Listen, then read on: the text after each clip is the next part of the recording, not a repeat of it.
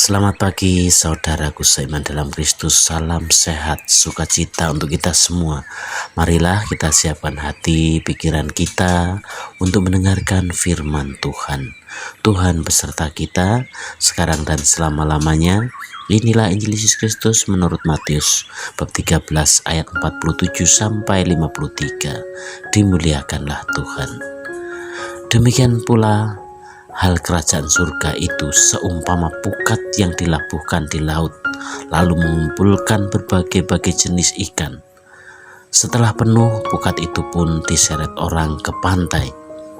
Lalu duduklah mereka dan mengumpulkan ikan yang baik ke dalam pasu, dan ikan yang tidak baik mereka buang. Demikianlah juga pada akhir zaman. Malaikat-malaikat akan datang memisahkan orang yang jahat dari orang benar, lalu mencampakkan orang jahat ke dalam dapur api. Di sanalah akan terdapat ratapan dan gertak gigi. Mengertikah kamu semuanya itu? Mereka menjawab, ya, kami mengerti. Maka berkatalah Yesus kepada mereka, karena itu setiap ahli Taurat yang menerima pelajaran dari hal kerajaan surga itu seumpama tuan rumah yang mengeluarkan harta yang baru dan yang lama dari perbendaharaannya. Setelah Yesus selesai menceritakan perumpamaan-perumpamaan itu, ia pun pergi dari situ. Demikianlah Injil Tuhan, terpujilah Kristus. Selamat pagi saudaraku seiman dalam Kristus. Perumpamaan yang disampaikan Yesus semuanya mengacu pada akhir zaman. Ini sungguh real dan semua itu menenangkan hati. Namun yang perlu kita pahami bersama bahwa kita harus berhati-hati agar tidak membiarkan pikiran tentang akhir zaman itu memenuhi diri kita dengan rasa takut yang tak perlu. Sebagai seorang umat Kristiani, kita tahu dan seharusnya yakin bahwa Allah adalah seorang Bapa yang sangat mengasihi kita. Dia memberikan kita apa saja yang kita butuhkan agar tetap berdiri tegak, penuh dengan keyakinan dalam hari penghakiman terakhir. Saudaraku seiman dalam Kristus, melalui Injil Matius 13:47-53 hari ini, Yesus memberikan perumpamaan tentang jala yang diempaskan ke laut dan mengumpulkan segala jenis ikan. Ketika jala itu penuh, para nelayan duduk dan memisahkan ikan yang baik ke dalam wadah dan ikan yang buruk dibuang. Yesus menjelaskan bahwa begitulah nanti pada akhir zaman. Malaikat-malaikat akan datang dan memisahkan orang jahat dari orang benar. Saudaraku seiman dalam Kristus dan pendengar dimanapun Anda berada, Yesus akan menunjukkan kepada kita bahwa kita tidak perlu takut akan penghakiman terakhir. Ia juga akan menolong kita agar dapat memusatkan perhatian kita pada hari di mana kita akan memandangnya muka ketemu muka.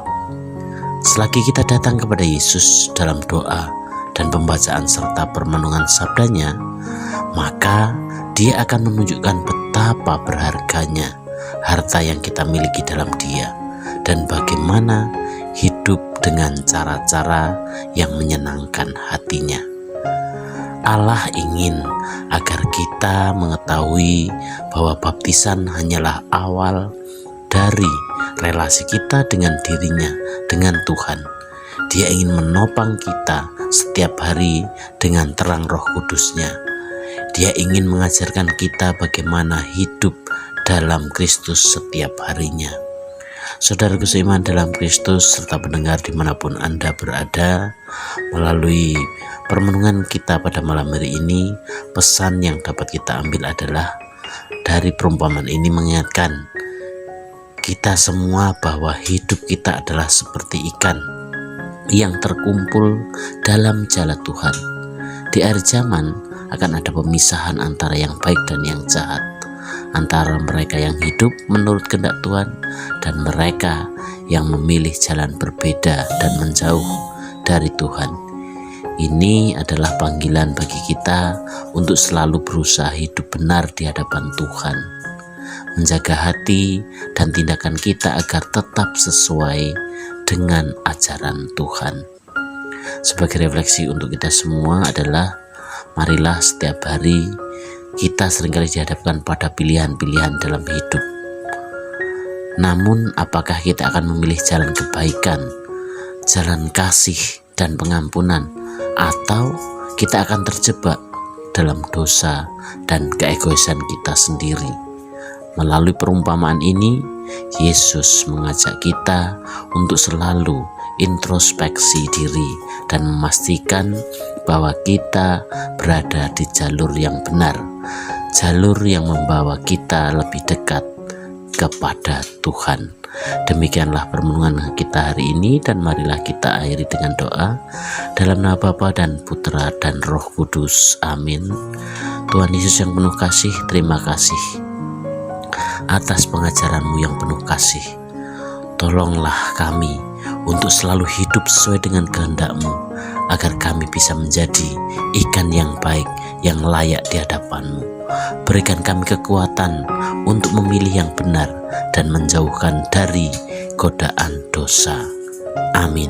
Dalam nama Bapa dan Putra dan Roh Kudus. Amin.